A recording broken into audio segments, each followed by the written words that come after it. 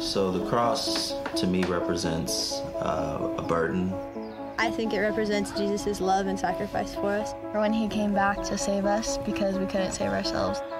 Think of hope, and not only for myself, but for those around me. Felt like there's always the cross to run to. It's always something to remind me that I am enough. Brings new life, new opportunity.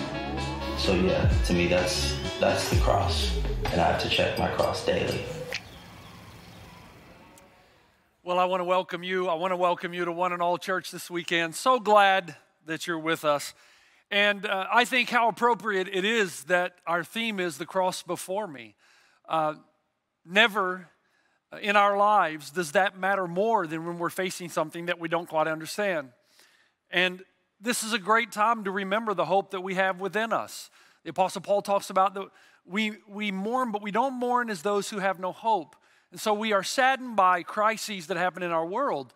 But remember, the primary message of the cross is twofold. One, that even when we're in the middle of the most difficult part of our lives, God can do his best work. The example, again, is the death of Jesus on the cross. And second, that there is a power that is associated with that God enables us to see things that we ordinarily cannot see unless something happens around our lives and our everyday living that kind of starts to disassemble any worldview that we have that will not maintain its integrity under the scrutiny of real life. And so here we are on a weekend when we are together and we are contemplating how the cross impacts every facet of life. We talked about how it impacts our freedom. And this weekend we're going to talk about how it impacts something that's very crucial. And I'm hoping that there are people who will open their eyes perhaps for the first time, because for the first time in a long time, they've not been contemplating the depth of the soul and the meaning of life. There's just something about crisis that forces us into that kind of predicament. And as we do that, I want to turn our minds to the reality that there is something we need that's even greater than physical health. And your soul knows that. You know, the Bible talks about that we are made up of body and spirit. And your spirit knows that there's something that you need more than physical health, because eventually everyone loses the battle to decay and disintegration of the body. So there has to be something. In order for us to have a peace that passes all understanding in difficult times, there has to be something in us that knows that we are eternal, that there is a disease or a kingdom rather, that no disease could ever reach, that there's a kingdom that is unshakable. Now, the point is then, what is it about the cross as we move forward in the series that helps us to know there's a bigger need, a greater need than the physical body? And that doesn't mean we don't care about the physical body. We are praying for those who are suffering right now. We pray, we do mourn, and we ask that God would raise his hand and say, this far, no further, and this disease would be stifled in its tracks. But at the same time, we are reminded that we do have a kingdom that is unshakable, and we all want to be part of that kingdom. And if there's a God who truly loves us, then he's going to do whatever he has to open our eyes to the reality of that kingdom and do what is necessary to embrace us so that we may be part of it. And so I want to take us on a little journey, a little trip. And I've said before that tension is the best way to learn truths that have great depth. If I just become an information dispenser, that's not going to create a lot of deep learning. We must go through a journey. We must have tension. And that's what I want to do, is I take you toward the cross, which is the only worldview that will deal with your primary issue, my primary issue, our primary issue, which is guilt. The guilt and the shame that we all encounter through the circumstances of life. In 1960, the Israeli Mossad masterminded one of history's most incredible feats when it tracked down Adolf Eichmann. Eichmann signified terror to millions. He was a major organizer of the Holocaust. He was responsible for the deaths of tens of thousands of people, many of whom were children. He was the one responsible for concocting the final solution to the question, what are we to do with the Jews? And his idea was annihilation and genocide. And so the Israeli Mossad in 1960, with the help of Peter Malkin, they were able to track him down living in Argentina in South America, where many of the Jews, or the Gentiles rather, the men and the women who were operating within the Third Reich, those had escaped somehow to South America. They were very much welcome there. And so they were able to track down Eichmann in his home in Argentina, and Peter Malkin would sit across the road in a borrowed car and watch the movements of Eichmann every day to try to figure out the exact time when they could take him, arrest him with very little publicity, and ultimately take him back to trial. Malkin writes that he watches from across the street day after day, and that Eichmann goes to work at the same time every morning, returns the same time every night at around 6 p.m. And every time he returns home, there's a little blonde-haired, blue-eyed boy, 6 years old, 7 years old, that would greet him, Eichmann's own son. And he would throw his arms up in the air and say, "Hello, Daddy," and there would be this embrace, this love, and this tenderness. Malkin would watch that because many of Malkin's family were killed under Eichmann's regime. In fact, Malkin had lost his own 6-year-old nephew.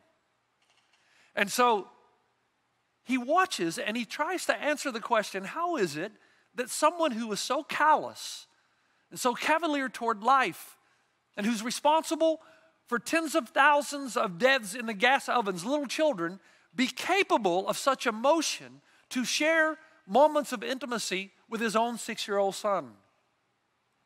Malkin struggled with this, especially as he looked at the young boy, similar age, similar looks, similar sweetness.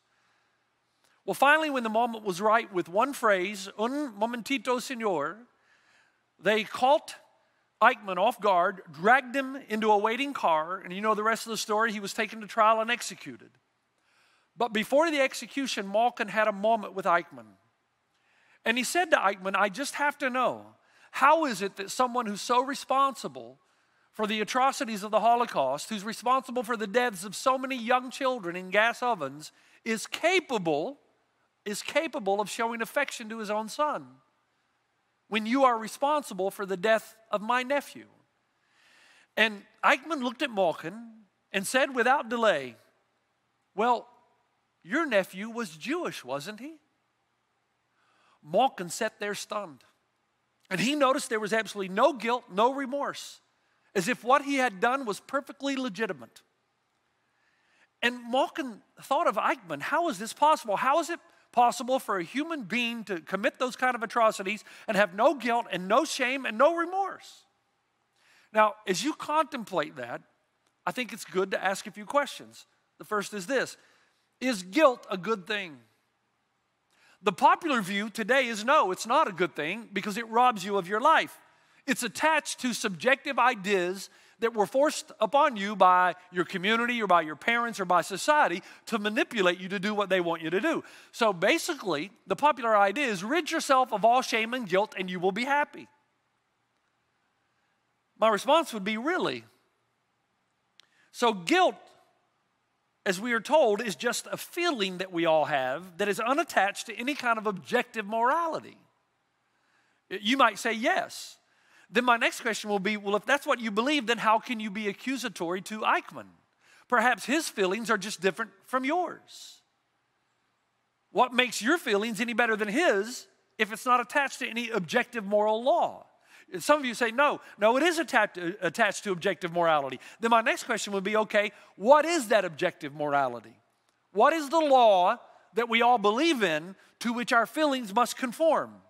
And whatever that law is, it must be immutable or unchanging. It must transcend culture and social popularities.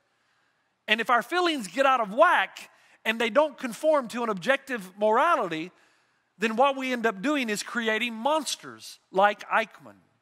Adolf Hitler knew this better than anybody else. He said, "I want to raise a generation of young people devoid of a conscience, imperious, relentless, and cruel." He knew the only way he could get an entire generation to commit these atrocities was to remove the idea of guilt and shame, and then he could create a generation of monsters. No one understood that better than him.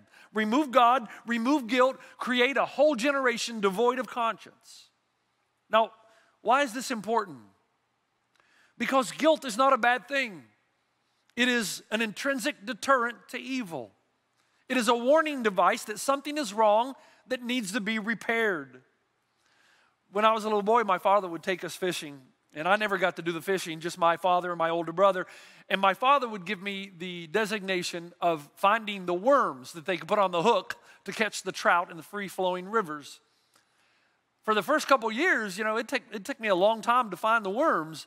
And then one day I discovered that, man, all you had to do is go over to the riverbed and overturn the rocks. And underneath the rocks, it was like a worm convention. And I could collect enough worms within 3 to 5 minutes. I would take them over to my father. Psychologists today tell us that almost every dis-ease in the human spirit is related to what lies under the rocks of your life. And if you had the courage to pull up those rocks, then you would find little guilt worms everywhere. Look under your anger. What would you find? Look under your bitterness. Look under your anxiety. Look under your inability to take criticism. In fact, psychologists tell us this. They tell us that guilt is the cornerstone of all neurosis. Everything can be tracked back to the underlying issue of guilt, and that guilt is the daily seasoning of life. So the guilt that we experience may be the daily seasoning of life. It may be the stop sign for correction, a detour to stop going this way. But if you don't respond to the guilt in your life appropriately and you shove through or push through the stop signs, then it is a daily dose of disintegration. We know down deep inside that guilt is tied to a moral reality. We know that morality is just as real as nature itself. The feeling of guilt that we have on the inside is just as real as the earth, the wind, and the sky. Now stay with me just a moment here. When I was about 16, probably 15 rather, I had my first real date. And this girl that I was going on my first date with wanted to go to a place called Carowinds. It was a theme park in South Carolina. Thunderous roller coasters.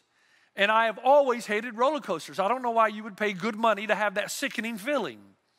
And so we went to a place called Carowinds. They had a famous roller coaster called Thunder Road.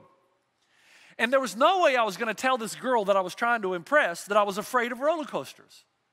In fact, I've said before that every courageous thing that men have done has been done to impress a woman somewhere along the line. And so I got on the roller coaster, I rode the roller coaster, and threw up everywhere. And so I don't think I left a good impression. The thing that I hate on those roller coasters is the feeling in your stomach when you drop stories high. And Thunder Road dropped you 15 stories. Not too long ago, we went to Disneyland and I rode the Tower of Terror. The first and only time I will ever ride it. Why you would pay money to have that kind of feeling is beyond me. Now, guilt is the feeling that you get in the pit of your stomach that somehow a ledger is being kept. And when you violate the moral law that you know to be objective, somehow, some way, you're just adding one more point to the negative column. Do you know what the Bible calls that? It calls it eternity. The Bible says that God has placed eternity in the hearts of men, Ecclesiastes. That you know down deep inside that this world, if it has any sense to it at all, has to have some form of justice attached to it. That we all live in a world where one day we will all stand before God and give an account for the way that we've lived our lives. Now, again, you're thinking, why are we talking about this at a difficult time? Well, it reminds me of the story of where 4 friends lower a paralytic into a room and they're hoping that Jesus will heal him. Instead, Jesus looks to him and says, your sins are forgiven. Now, if you would have been the 4 friends of the paralytic, you would have said, well, that's all well and good, Jesus, thanks for that, but what we're really after is a healing. Jesus is trying to show us that we're all worried about the physical, but there is a deeper issue, and it's the spiritual that impacts the outside. And so since we're all worried about what's going on in the world with an illness, I hope that we will see that when this illness is stopped when it is stopped in its tracks, when we go back to some normality of life, I am hoping and praying that we will have the same desire to look on the inside and know there's something far more serious in our lives that have to be dealt with. And so somebody comes to me and they'll say, Pastor Jeff, I hear what you're saying about guilt, but if God is so good, why can't God just forgive us? Yes, I'm a sinner. I've done bad things, we all have, but come on. God just needs to chill. Why can't he just say, you're forgiven? Somebody will complain and say, you know, God is so powerful, he never has to wait for things. He can just speak something into existence. Let there be light, and light was. God doesn't say, before I create light, what do I need from the electrical store? No, he's so powerful that when he speaks something, it becomes a reality. Immediately, instantly, intention brings reality. Let there be sea, and there was sea. Let there be land, sky, and animals, and land, sky, and animals. Now, let me just pause just for a moment. Just around your circles of community here in fellowship, have you ever wondered what you would do with that kind of power? What would you do if you could just speak a word and it was true? I've made a list of some of the things I would do. First, let all cell phones be silent during the movie. By now, you know that I have a real problem with that. It'd be great to just speak it and all cell phones no longer work at the movie theater and I can actually enjoy the film. Or how about this one? Let all LA drivers learn how to merge. Wouldn't that be cool if we could just speak it and it happens? Or how about let those who talk loudly on their cell phones in public places be inflicted with the fleas of 1,000 camels? That would be great. Or let all those who play videos on their cell phones at full volume without headphones on the airplane before takeoff be kicked off the plane. That would be good. And then, of course, let all those who do not understand any of the comments I just made, because they're the ones committing these wretched sins, move to San Francisco and become Giants fans. They should fit right in.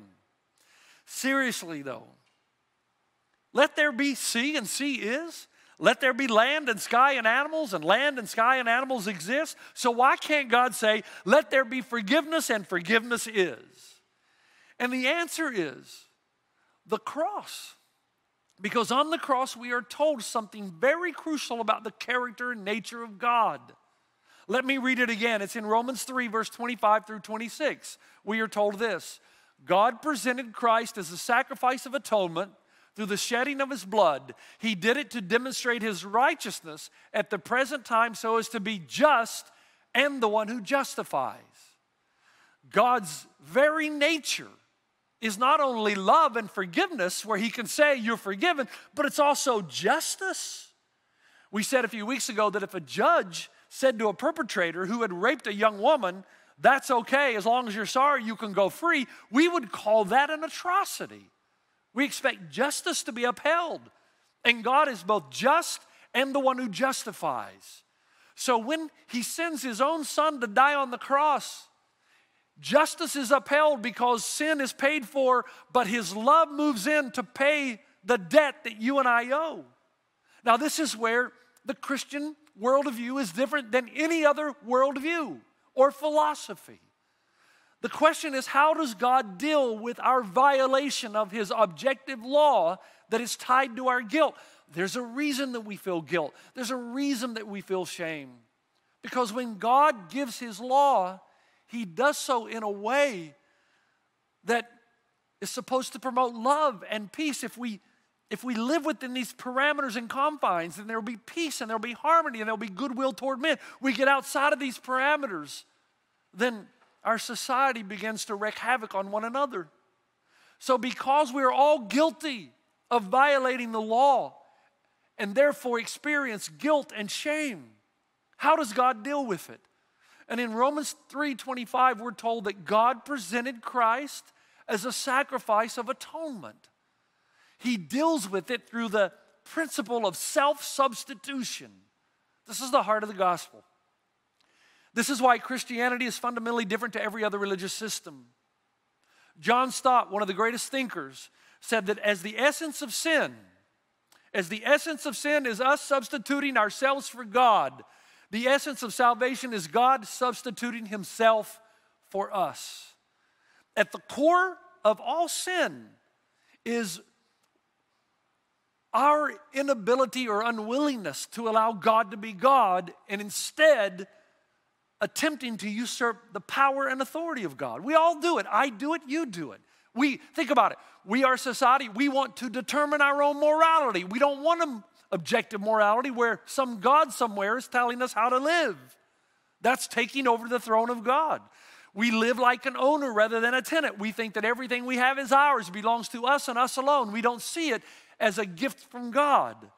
We live lives of egocentrism. We think the world evolves around us and what we want and our needs, rather around God and His calling on our life to be the people on planet Earth that would bring peace and love and joy by self-sacrifice and generosity.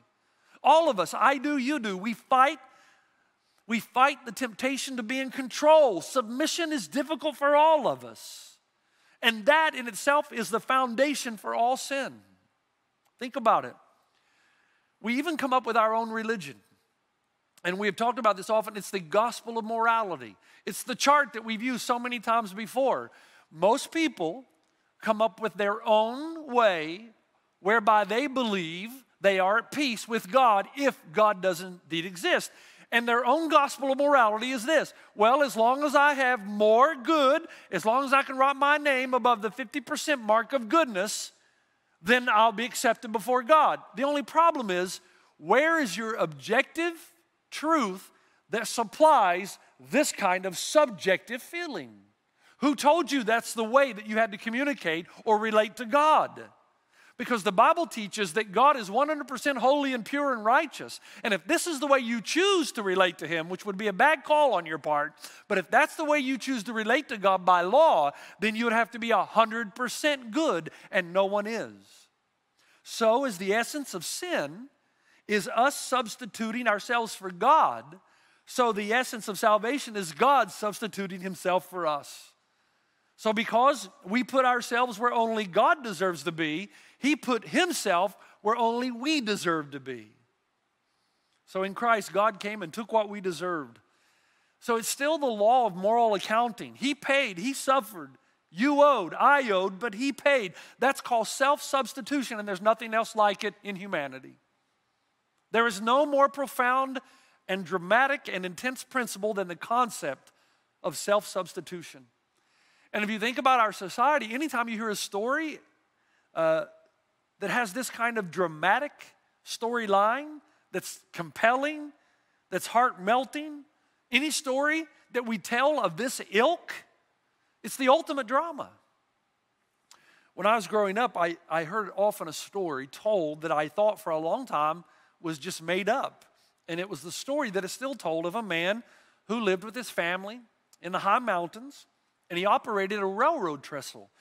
And it was over a mountain pass where every day, every single day, at a certain time, he would have to lower the trestle so that the train could pass over the river, and he would also have to raise it so the boat could pass under. And so that was his job. And this is a day before high-tech. There was no way to contact the boat or the train. You just had to make sure that you did it at the right time each day. That was the only job. One day, he realized as the train was approaching that the trestle was open.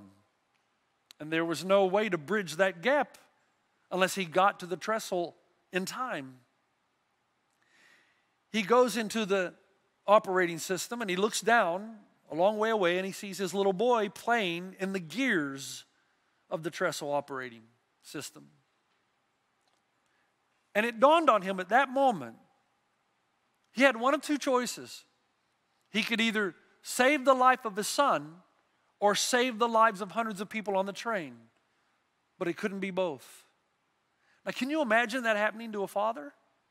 He has to make a decision. Can you imagine what it would be like to be faced with that choice? And do you know what happened next? Well, before I tell you, why are you on the edge of your seat right now? And the answer is because there's nothing more intense or dramatic than that. It is the ultimate storyline, the ultimate drama, when one dies so that many could live. What happened, Jeff? What happened? Well, I don't know. I don't know it. It's a fictional story. But it could have happened. It is fictional. But it is the premise of so many stories that we do tell. It's almost like there's some kind of imprint on our collective consciousness that this is the ultimate act, that one would die for many.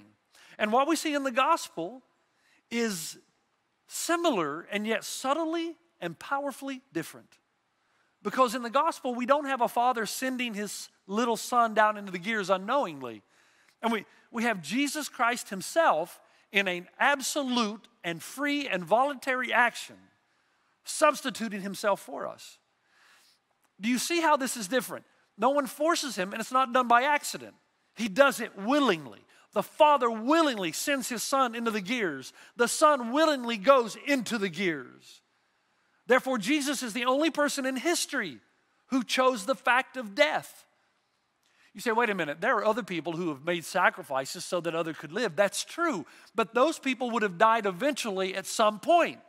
Jesus is the only being to have ever existed that did not have to face death, but chose to face death in order that you and I could live.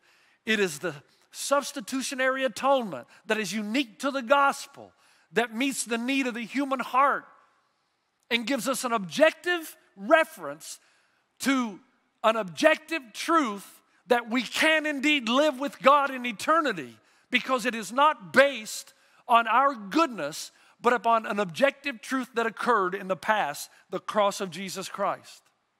The doctrine of the voluntary self-substitution of Jesus is so precious because it tells us that Jesus Christ is the only one who ever died and made death a personal act. He knew no sin, he knew no guilt, he knew no shame, and yet he voluntarily took our place. He's the only person in history who chose the fact of death, motivated by his love for us. And because we put ourselves where Jesus deserves to be, at the forefront of our lives, he put himself where we deserve to be, separated from God for a moment that we could be with God for eternity. The point of this is that there's a reason we face guilt and shame in our lives. It's not a bad thing. It can be skewed sometimes, sure, but guilt is the objective reality that we must deal with objectively. We must have something that has happened in the past that we can tie our guilt and shame to, that takes away the guilt and shame. And it can't be just a feeling. It has to be something we know to be true. In Romans 5, the answer comes in verse 8. While we were still sinners, Christ died for us. Now, please listen carefully. I know this weekend that some of you may have invited some friends, and maybe some of you are hearing the gospel presented for the first time. Maybe you're sitting with mom or dad, and it's been a long time since you've had church together, but they thought, hey, since we're meeting in our home, it's a great time to get together, have a meal and talk about things that really matter. Well, can I just say something to those of you who are on the outside looking in? Can I just say something to those of you who are kind of looking and asking the question, what does a pastor have to do with all the things that are happening in the world? You know deep in your heart that Proverbs is true when it says there is a way that seems right to a man, but its path leads to destruction. Your feelings, you know down deep inside, must conform to an objective reality. We intrinsically know this. What would you say to a parent who said, you know what, I feel like encouraging my little boy to play in the middle of the street is an incredibly safe endeavor? What would you say to a parent who said, I feel that feeding my child candy and sweets 24 hours a day and nothing else is the best thing for him? What would you say to a parent who said, I feel that helping my child avoid any exercise of any kind will help keep him healthy? You would say that that parent is not in touch with reality. Now, what if the feeling that you have about heaven and hell and salvation and sin and righteousness and forgiveness, what if those feelings that you have are feelings that are not tied to any objective reality? Then that means that where your son's physical life is at stake, the reality is with you, your eternity is at stake. You think that you know the way, but it's tied only to your feelings and emotions. It's tied in no way to any objective truth or reality of the past or the present. Let me say it again. Guilt is an objective reality we must deal with objectively. It can't just be a feeling. It's got to be something you know to be true. The feeling of being justified and being secure for all of eternity has to coincide with an objective reality. And the reason that's important is when times like these come into our world, your soul is going to know whether or not your worldview is tied to something that is objectively true or some feeling or whim that you have about life. And the disintegration of the soul will begin. On the cross of Jesus, God gives us an objective reality that sufficiently deals with our objective guilt. The Bible says in Romans 5:1, therefore, having been justified by faith in what Christ has done, we have peace with God through our Lord Jesus Christ. This Greek word for peace is not the word for subjective peace, not the feeling of peace, but with an actual objective peace. You can know that you are at peace with God because of your faith in what Jesus has done on the cross to forgive you of your sin. Therefore, you can rest assured that you are, even on days that you don't feel like you are, part of an eternal kingdom that no sickness or no disease can ever touch. It is an unshakable kingdom. And your soul will know that if you're living for that, you'll be able to have the peace that passes all understanding. That's where your guilt and shame are dealt with on the cross, and you know you're in good standing with God, and you know you are part of an eternal kingdom that will never fade away. But a problem still exists, doesn't it? Because we've talked about objective truth, but there is a sense in which all of us want to feel. We want to feel the peace too. We don't want to just have an objective peace. We want to have a subjective one. And this is where the Bible in the gospel talks about this too. In Galatians 4, here's what we're told. But when the set time had fully come, God sent his Son, born of a woman, born under the law, to redeem those under the law, that we might receive the adoption to sonship. Now, what is the Bible telling us here? We're asking the question of how can we use the subjective truth that we know that Jesus died for our sins? How can we use that to live guilt-free, shame-free lives? To know that we're in good standing with God. Remember, psychologists tell us that guilt is the primary cause of all neurosis. So whatever illnesses we have, down deep inside, if we pull up the rocks, we're going to notice feelings of guilt and shame that even though we spend our life trying to shove them to the side, they are no less real. How can we have peace in the midst of that? Both big and small. The Bible tells us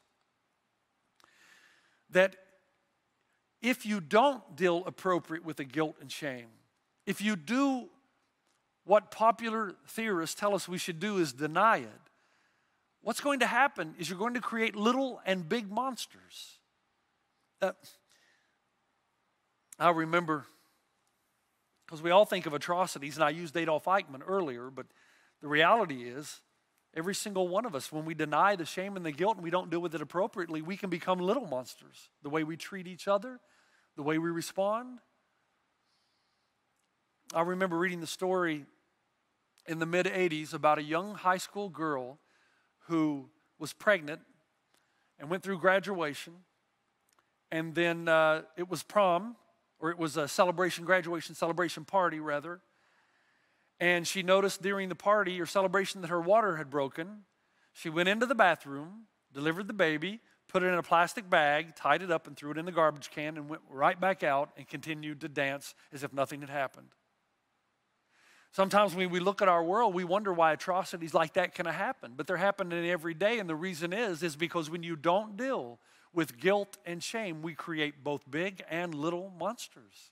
People who have lied to themselves that guilt and shame are not real, that they're not roadblocks to stop you from continuing down the road that you're going. But if you want to deal appropriately with your guilt and shame, on the other side of it is healing and restoration and peace of mind. But here's what Jesus says. He says the only way that you're going to successfully deal with your guilt is when you are first willing to admit the magnitude of your sin. If you deny guilt, you become monstrous. If you admit your guilt, you cure the disease, the dis-ease. So stay with me here. Let me bring this thing home just for a second.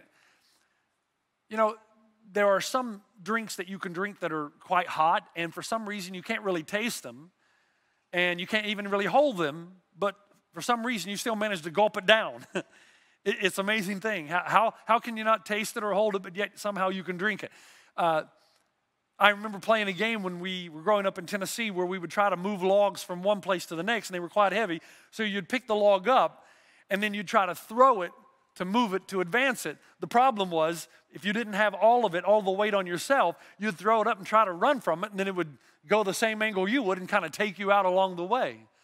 And the point is, the only way to take control of this thing of shame and guilt that are in our lives that's causing this disintegration of the soul and the concern and worry for a kingdom that is shakeable, the only way to deal with that is to take all the weight of the log, to gulp all of it, to take every bit of your sin, all of the weight onto yourself, and then at that point, heave it all over to Jesus.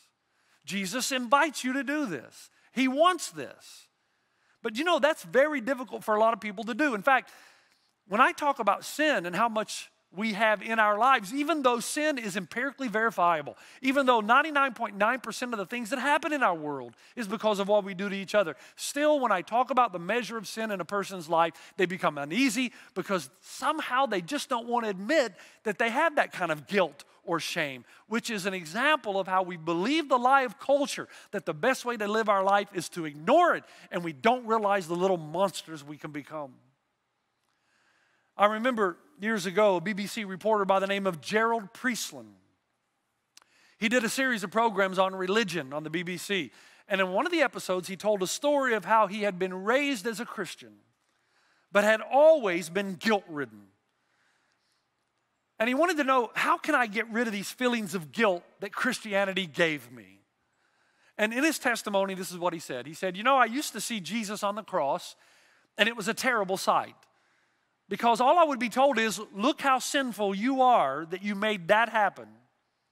And then one day I was on the therapist's couch and I realized that the only way I could ever feel confident and bold was to get rid of the idea that somehow I was a sinner and get rid of the idea that there was a cross and get rid of Christianity altogether. And he says, that's how I became the wonderful man I am today.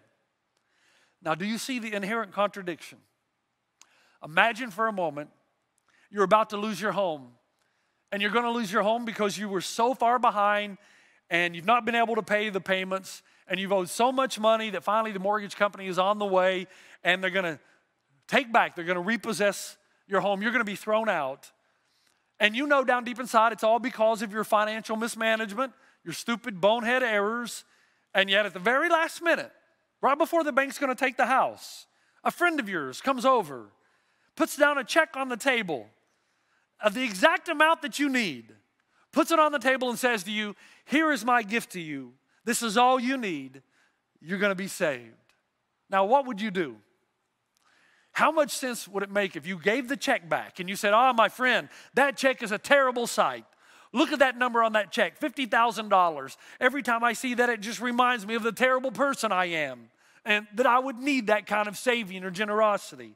It reminds me of my foolishness that stubbornly caused me to be in enormous debt. I hate the sight of this check. Take it out of my sight.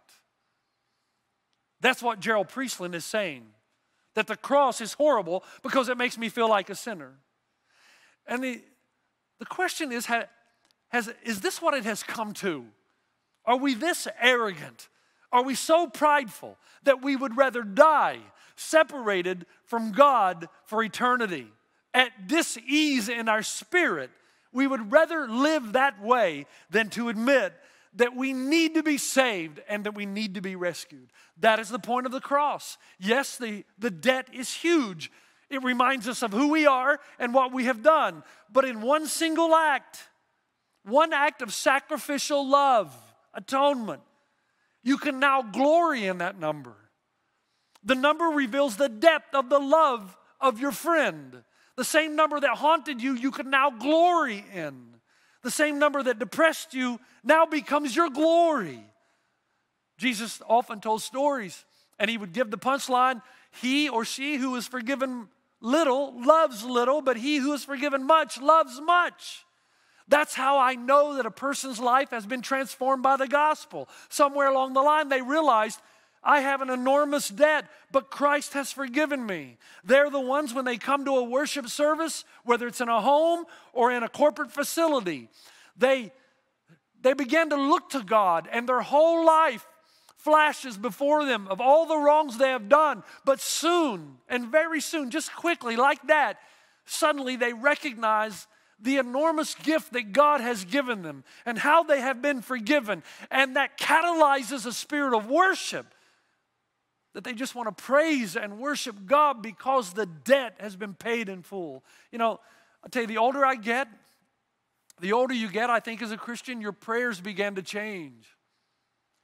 You know, when you're younger, you go to God and you pray things like, God, give me success, give me a job that's going to pay a good salary, help me to gain my significance in the world. God, it's just give me this or give me that. God, let me have this or let me have that. Then you get a little older and you're praying, God, you know, I pray that my body wouldn't break down. I pray that I wouldn't get ill or become physically debilitated. I pray for my grandparents. You're always praying, asking God. But the older you get, it changes. You are still mindful of those things. And you still mention those to God. But your primary passion the older you get is this. And this is how you know that Christ is changing you. Your primary prayer becomes this: God, I want to know you, really know you. Because when you think of what he's done for you, you want to get to know someone who was so willing to do for you what you could not do for yourself, that was willing to give up what was most precious to him, his own son, so he would not lose you. You think, I want to know someone like that. What is God truly like? And that's how you know that you've been touched by the cross. When you take in all of your sin and then you give it all to Jesus, you will begin to feel subjectively the objective reality of forgiveness. And that's supposed to happen the moment you believe. Now, stay with me. This is the end. It happens because the Bible is clear. It tells us in Romans 5:8 that God demonstrated his own love toward us in that while we were sinners, Christ died for us. So the whole message there is, if God loved us so much that he did what was necessary for us while we were still sinners, when we weren't seeking him, when we weren't looking for God, and yet he still provided a way to find him, that he reached down to us instead of waiting for us to reach up to him. If he did that while we were sinners, then how much more is God going to treat us with loving kindness on the day of accountability, when now we are no longer his enemies, we are his friends? The Bible tells us we've been adopted into the family of God, not because we're good, but because we've assumed our debt, we've given it completely over to God, and now we can live shameless, guiltless lives. And the moment that you believe and are justified by his blood, the Bible tells you that you will be loved as much as you will ever be loved. God's never going to love you more than he did when you first came to him. And how much easier then is it for God to handle us in judgment, since he's already handled us here? And while we were sinners, Christ died for the ungodly. The doctrine of the cross of Jesus. Two final illustrations quickly. The doctrine of the cross of Jesus is very much like the sun and the stars. When the sun is up, even though you know the stars are there, innumerable stars, they can't be seen because they are covered by the glory of the sun. And when you understand what Jesus has done on the cross for you, it shines out in your life. That even though you know there are all those innumerable sins down on the inside, you know that God does not look at them because they are covered by the glory of the sun. One of the greatest Christian works ever written is called Pilgrims Progress. And in Pilgrims Progress, there's a man whose name is Christian. And he's journeying along, and he has this huge burden of guilt and shame on his back, and he doesn't know how to get rid of it. And Mr. Legality tells him to climb up the mountain of morality. And he says, when you get to the top of the mountain, the burden of your guilt and shame will just fall away. So Christian starts to climb the mountain of morality. And along the way, he says to himself, you know, I don't understand why this burden is not getting lighter. If it's true that when I get to the top, that the burden will be cast off, cast away, then why is the burden not feeling lighter the closer I get to the top? Finally, he comes to a hill, and at the top of that hill, at the top of the mountain, is a cross. And below the cross, at the bottom of the hill, is a grave. And when he gets to the top of the hill, he looks up, he sees the cross, and just seeing the cross causes the burden to fall, roll down the hill, and into the grave. And he was amazed. And it says that he kept looking at the cross, just staring at the cross. And the more he looked at the cross, all the burdens, all the shame, all the guilt rolled down into the grave, buried, dead. And the more he looked at the cross, the more finally he began to understand, until the springs in his head were loosed and water came down his face. And he gave 3 jumps of joy. And he sang, "Blessed grave, blessed cross, blessed be the one who died for me." There it is. That is the answer to the burden of guilt and shame, the provision of forgiveness. And for those of you listening right now, 2 groups. One, for some of you, you've been carrying around this guilt and shame long enough, time to lay it on down. Stop denying that it's there. It'll just make your soul more and more sick. And when times like these enter into our world, you will be more and more fearful, because your soul will know there's no objective truth that you have tied your security to. It's all feeling, all emotion. Go ahead and give up your guilt and your shame at the foot of the cross and go free, not because you're good, but because Christ is good and did for you what you could not do for yourself. Then there's another group. You've never really admitted the depth of your sin. And when somebody like me talks about it, it offends you. You're offended that I would put you in a category of a sinful person. And because of that, you've never been able to take responsibility for the guilt and the shame. And if you don't take full responsibility, you can't give it fully over then to Christ to forgive. And I'm asking both those categories of people to make this the final weekend where you carry the burden of guilt and shame. Those of you who've got something in your life that you don't know how to handle, you don't know how you're going to deal with it, please hear me on this.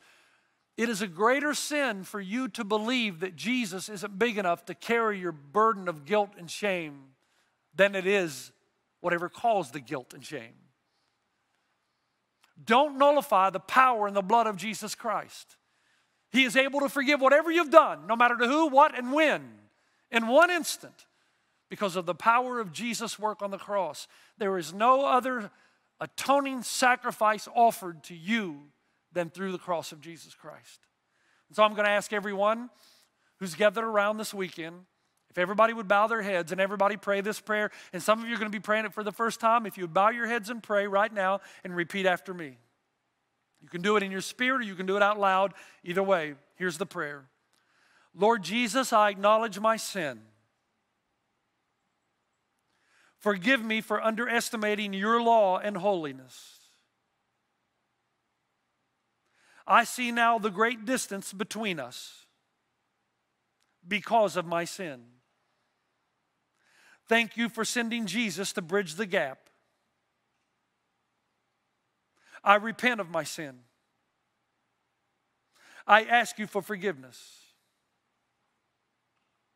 Take the burden of my sin and shame away.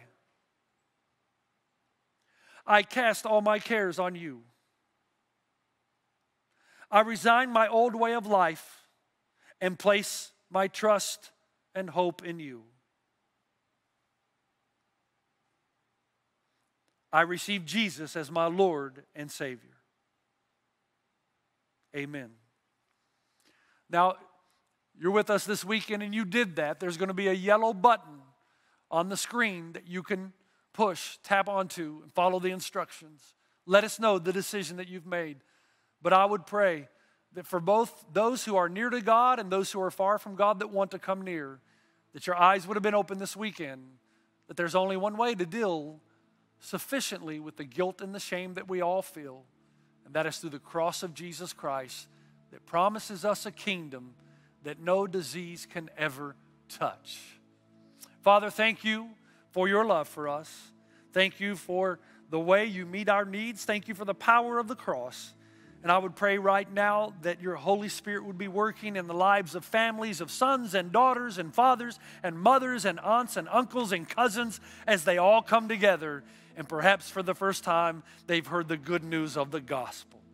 Father, help us to remember that ours is a kingdom that cannot be shaken.